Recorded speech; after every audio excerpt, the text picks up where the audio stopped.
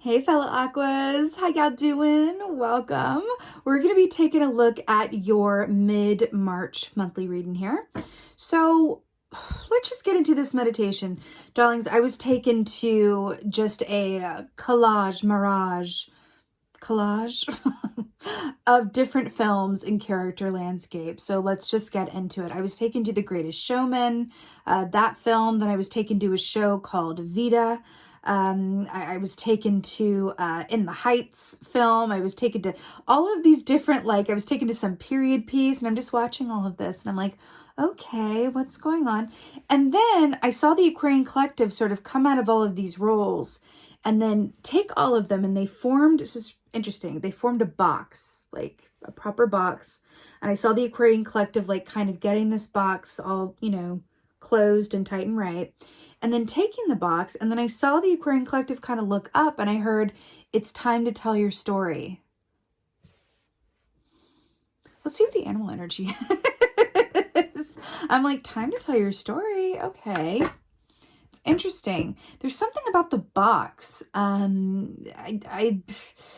might be an oversimplification to say it's like a magical box of potential, but it feels, there's something about your story or your experiences that feels like it's directly linked to a manifestational point of abundance for you. It's not just about drawing on your past experiences. It's about sharing them, but from a point of art, power, and a strong point of view. Auteur. It's like an auteur energy, really. Interesting. Let's see what the animal energy is. Let's see what's going on. For Aquarius. Oh my God. I don't even know if we've ever gotten this animal energy before, but it's one of my absolute favorites. So I'm really excited to be able to talk about it. So this is the elk. Let's talk about why this is so wonderful for Aquarians. We are a wonderful water-bearing air signs, but we could use a little bit of help depending on our other placements, especially if you're like me and you have literally no earth anywhere. Really, this is a beautifully grounding influence. This is Emperor energy, right? Which is Aries energy, which is the season that we are moving into for the second half of March. So first of all, it's very synchronistic coming up here as the animal energy, but this is such a beautiful aspect of grounding our dreams into reality. Grounding our point of focus to where we can actually see physicalized the fruits of our labors. We aren't just dreaming things as the magician. We aren't just taking the action. We're seeing them come around to actual manifestation. I'm getting a sense with this that there's some of you who are going to actually be seeing the seeds that you've sown bear fruit, but some of these seeds that are being sown, you either forgot about or from a long time ago, or you've sown several seeds since then, and you're like, wait a minute, that seed? What's that doing coming back around? But it's it's a happy surprise, or it's a point of delight for you. It feels fun. It feels very Aquarian, oh, that was unexpected, in a really exciting, kind of fun, quirky way. But when the elk comes up, we have access to a sense of not just groundedness, but the inner peace that goes along with feeling sure and steady and like we're on our highest and best path. Oh, I love it. Listen, when an air sign gets an earth sign as an animal energy, it's a very impactful deal. Because imagine someone who's able to imagine and dream and invent like an air sign, but able to bring it to fruition like an earth sign. Okay. All right, what's going on for Aquarius for mid-March? Oh, I'm so here for this. Two major arcana starting off here. What is going on? What in the age of Aquarius is happening? So Temperance here, which is I could talk about this all day. So this beautiful Sagittarius energy coming in here. This speaks of balance, patience, acceptance, but also there's a sense of divinity inherent within this key. So we have this aspect of the rainbow and then the irises, which is a direct line to spirit. It's that sense of I am able to be a vibrational match to that which is of my highest and best good. That is temperance. If you can assume the temperance position, this is where we manifest from. But this is not a physicalized state. This is not something that you do externally. Like there are things that you can do from a physical standpoint to promote this state of being: meditation, time in nature, exercise, all of that good stuff, journaling for me. But this is much more a spiritual, emotional state of being where there's an inward sense of balance, alignment, and vibrational cleanliness, shall we say. There's nothing in the vibration that is detracting or blocking us from what it is that is our divine right to hold and manifest. It's interesting. It's really, really interesting. You know, I was going to say about these antlers here too on the elk, that these are also direct line to spirit. That's what antlers represent. And then we have the temperance key here, which is also that direct line to spirit. I also like that we're talking about Aquarian energy, which is the water bearer. And then we have the angel, which is like 1 foot on land and 1 foot on the water, right? So of the water, but not in it type deal. And then we're also talking about this earth influence here as well. Water and earth and air with the wings. It's all very synchronistic thus far. And I'm here for it. I'm going to talk about this because I'm hearing to talk about it. I was not going to mention it, but I'm going to go with it. So the iris is a very special, specific symbol to me, not just to me, but for me, it represents an aspect of my future self that I can check in with from time to time. From an energetic standpoint, it's very Aquarian, okay? We love projecting ourselves into the future. So there are times through meditation, right, or dream time, when I will send my thoughts, my energy, my intention out to the future aspect of me and have a little conference and say, hey, future self, right? I even journal to my future self. Seriously, it's such an Aquarian thing to do. It's like, let me talk to my future self. Let me have a conference with me of the future. It's completely possible. It's just an aspect of you, and you have direct access to any aspect of you, okay? It's really not that far out of the realm of doability. I'll do this and I'll say like, hey, like, how are we feeling about the choices I'm making right now? How are they lining up with your reality or whatever it is that I want to talk about? And it's a really beautiful exercise in checking in and balance. So I feel like that's something in that coming up for us here. Thought I'd share that. Okay. Wow. Okay. This back to the water situation here. So we have the 4 of Cups here. So it's interesting that we have someone sitting on land near the water, again with this mermaid who is half human, air energy, and then half water. It's really, really interesting on the earth. And then we have the triangle here on the temperance, which is mind, body, spirit balance. Really interesting. So 4 of Cups is very much about a dissatisfaction with life, right? It's about wishing things are a little bit different, or did it have to go that way, or whatever else have you. But what I'm really drawn to within this energy is this mermaid who's over here like, I'm your next big idea. I'm your next big thing. Like, I'm right here. But you're over here just like, you know, your point of view is askew in so many words. You know, I'm feeling like this directly relates to the story aspect of it's time to tell your story. Look at that starfish in her hair, which is Aquarius. Can you see that? Aquarius star energy and wish fulfillment. It's interesting because I feel like there's an aspect of reluctance to bring apart. It feels like, can you take the aspects of yourself that are most personal and most uniquely you and bring them to the forefront and tell your story? You know what I'm really getting with this? This could be attracting like-minded people by doing so. This could be doing even better at work because you're allowing more of yourself to be seen. This could be a project that you're working on that directly relates or you are pulling from your own story. Be a lot of different things. But it's interesting because with this mermaid, I'm getting that movie Big Fish.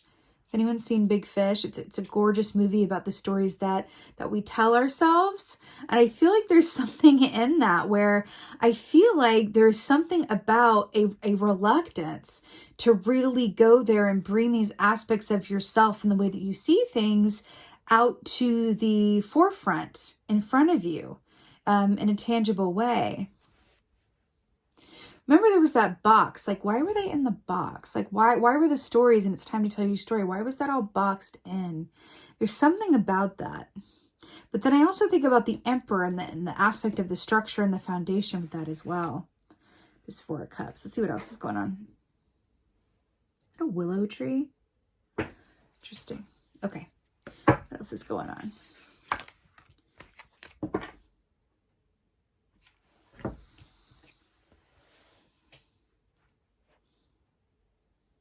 The Magician.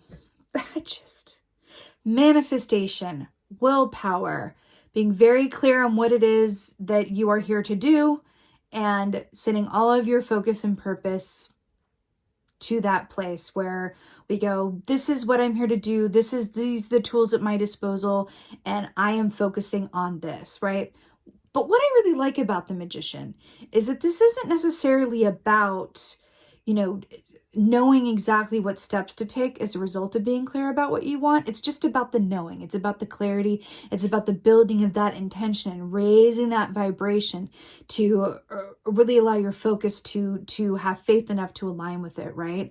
A lot of the times when we really desire something, we kind of cut ourselves off at the knees and go, well, that would be great, but, well, God, I can't even hardly imagine that because it's really improbable, right? And then we have the Magician coming in here, and that could be an aspect of the Four of Cups too, where it goes, I really want this. I envision this for myself, but it's really improbable. I can't see it happening. There's something about it that just, I don't know about that. Like it just, what this feels like? It feels like I don't want to get my hopes up in a way. I don't want to get my hopes up because I don't want to be disappointed or dream too big and then have it, not work out and all of the things inherent with that. And then the mermaid is literally sitting next to him going, sweetheart, if you pulled out a camera right now and filmed me and took pictures, you would literally have living proof that fantasy and magic exist. And then we have the Magician coming up here who's with fairies and the rest of it, which is that height of magical energy. I feel like we're being asked here, especially with the elk, I feel like it's an opportunity to ground what it is that we truly want and then watch it manifest physically.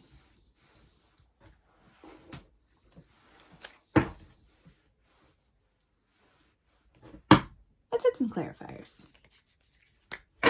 Temperance, let's do it. This is really interesting how this is storyboarding. I'll show you in a second. Temperance. Wow. Okay. Let me just show you this real quick. Is this in the right order? There we go. Okay. So we started off with Temperance, which is the major arcana, which denotes destined events, right? This is a big energy here. Then we move into this minor arcana of the Four of Cups, which is we have this, it's carrying over to here into the mystical. We have an angel going to a mermaid, right? But this guy, this Aquarian collective here is just ugh. But it's, I don't know, it's improbable. I maybe I should think more practically. Maybe, yeah, let me just take it as it comes. I'm not quite sure about letting it all hang out like that or really going for all of it to the nth degree, which leads to the Magician, right? So we have Temperance and Magician, two of the most fantastical aspects of the Tarot that are flanking, right, this middle ground of the Four of Cups going, I feel like the only thing limiting you is your own belief in what is possible. I'm hearing believe in the improbable. Yeah. Aquarians can do that. Believe in the improbable. To clarify Temperance, we have the Four of Swords. Unicorns now. It's just like, let's get all the mythical creatures.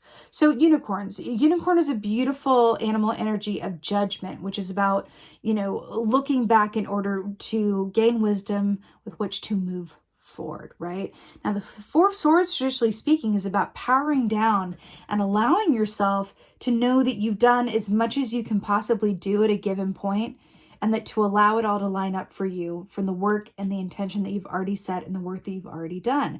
This is about allowing yourself to be and rest and be still and be patient and calm and trust the timing, right?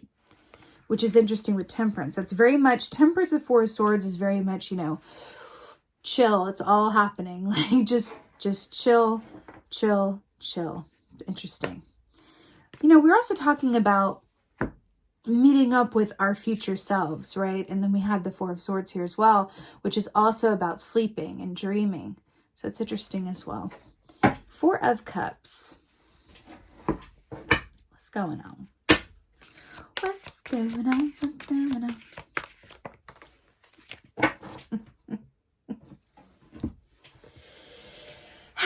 To clarify, the Four of Cups is the Six of Cups. We have a big pink whale and balloons and little flower caps and dogs. It's all very fantastical. Six of Cups, traditionally speaking, is about the past and nostalgia and childhood. And we are talking about telling our story. We're talking about dreaming big and believing in the improbable, like who do? Children do. You cannot tell a child that like they can't be a cowboy neurosurgeon. You know what I mean? There's something about that. Could this possibly be about looking a little bit more closely at the stories we tell ourselves as well, about who we are, about what's possible, about what could be? I feel like there's an opportunity here to kind of re-script something, make some edits and align ourselves a little bit more in a grounded sense to what we are here to do. And I mean that quite literally in terms of like, so why are you here? Why are you here? This isn't about manifesting what you want. Let me just put that out there. This is not about you're manifesting what you desire. Wonderful. That's not what this is, technically speaking, like from what this feels like, especially with the elk. This is about aligning and bringing forth why you are here. Because what you are here to do, what you will do, if it's a direct reflection and related to why you're here, it will work out. Do you know what I mean? Oftentimes, misses and failures and all of that, a lot of those are lessons that help us realize why we're here. From a soul purpose perspective, why are you here? Why are you here? Right? It's that age-old question of like, why am I here? I feel like that's really easy to ask and a lot more difficult to answer for a lot of people, which makes sense. But it's interesting here because I feel like there's an aspect of looking back to your childhood. What did you do in your childhood when time just flew? Because oftentimes why we're here, the biggest hints as to answering that question lies in our youth. It's true. For example, I'll just tell you this. When my life took a very different turn than I thought it would, but when I was really, really young, I loved everything occult. I loved psychic. Everything psychic. Anything I could get my hands on. I was holding little like witchy rituals in my bedroom at like 7. Like I remember I could really embarrass myself right now and tell you my story around what I used to do with these rituals, but I think I'll keep that tea to myself. But from a very young age, I loved every ghost story, anything I could get my hands on that was about, the other realm, fairies, ghosts, anything and everything that was a bit fantastical in nature as well. That was a big clue of why I'm here, right? In terms of like using my intuition to help others. Right? So it's very interesting how this comes forth. I really feel like you're being asked to look at your childhood. And I feel like this mermaid can be representative of that aspect of childhood as well, where it's like, hey, remember me? Remember when? We can be in jobs that pay very well and give us a sense of stability and purpose, and that's wonderful. There's also reality in which that lines up with why you're here. And then it's like that sense of deep contentment that is a result of doing work that aligns with why you're here is unlike anything that you could ever buy or produce or happen upon. There's no better feeling than feeling truly lined up with, I know why I'm here, and what I do lines up with that knowing. That's the tea. And it's interesting because with the elk, the emperor energy, the emperor is very much about, you know, a sense of security and knowingness and things being as they're meant to be, a certain order and structure to things.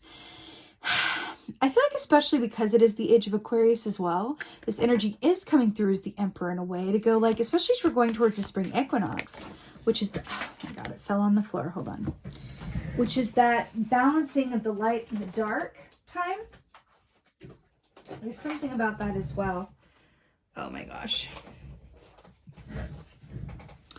So we have strength to clarify the magician. So look at how this like woman is balancing. This looks like the emperor, right? Like balancing like on these feet and just like, hey, look at me go. Look at this thing that I'm particularly great at. I'm allowing myself to step into the light for everybody to see it, right? With the magician here. You know, strength is also about love conquering hate and making more love-based choices than fear-based choices. Getting up on this guy's feet is a love-based choice because she's trusting him and herself and the powers that be that she's not going to fall, right? A fear-based choice might be, let me not. Can we like re-choreograph this to where, you know, maybe I just like, I can just kind of like wrap myself around a calf and do a pretty pose.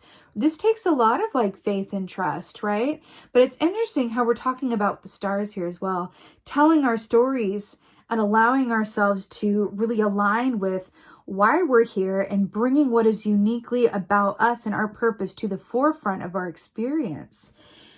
I have to say, I'm picking up here on a sort of reluctance or resistance around doing that.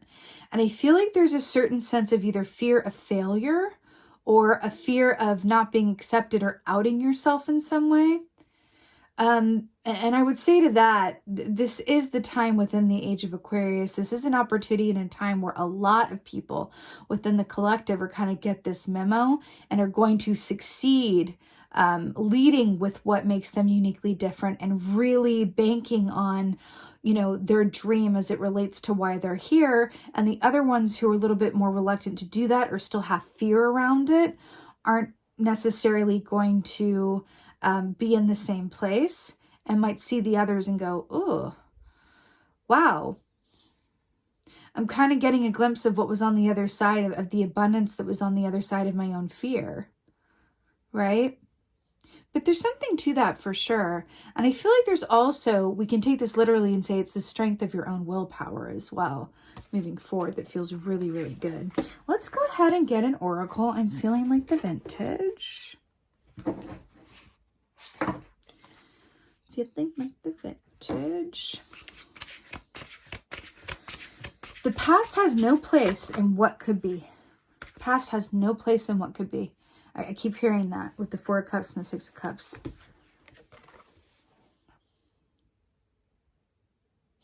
Divine timing. Can you even? First of all, remember when I said like it's time to tell your story and then we have like this quill like coming and like writing something, and then we have this like lady from another time. We're talking about, you know, future and past and all that good stuff, and I saw all these different scenes. Divine timing. What did I just say? Like age of Aquarius, this is the time to do this stuff and align with your, you know, why you're here. It's really interesting that this is coming up in this way, because this is just further validation that the time, I was literally just talking about how some people are going to let the fear, you know, override their bravery and their, you know, sense of like, I'm going to put myself out there. I'm going to take a risk. I'm going to invest in myself. I'm going to go for it. And kind of watch the others who didn't let the fear get in the way and kind of go, oh man, right? There's something to that. Divine timing. This is an opportunity for you now to really shine and ground yourself in a way that is directly aligned with why you are here from a soul purpose perspective. Those who are truly successful and happy in their success, so not people that like get famous but also have like mad addictions because they're really like aren't where they're supposed to be. Oh, of course, let me just like rephrase. Addiction is not something that means that you're not where you're supposed to be. That's like a whole situation and thing. There's lessons in that. But like there are people who are wildly successful but also deeply miserable, right? Period. But then there are people who are wildly successful and deeply contented. And what we're talking about here with this divine timing is being wildly successful and deeply contented. Do you want to be successful? Or do you want to feel content and like you're connected with your purpose, right? That's the T. If you feel connected to your purpose, right, then the contentment is a natural result of that feeling. Does that make sense? And the success follows in whatever way, shape, or form it comes, because it's a vibrational thing, right? It's really beautiful. Time is now, y'all. Absolutely here for it. I am wishing you guys a very happy rest of your month, a very happy and blessed spring equinox for those of you in the Northern Hemisphere. And with that being said, just thank you. Thank you so much, as always, for being here. And most of all, thank you for being you. And be well. Until next time.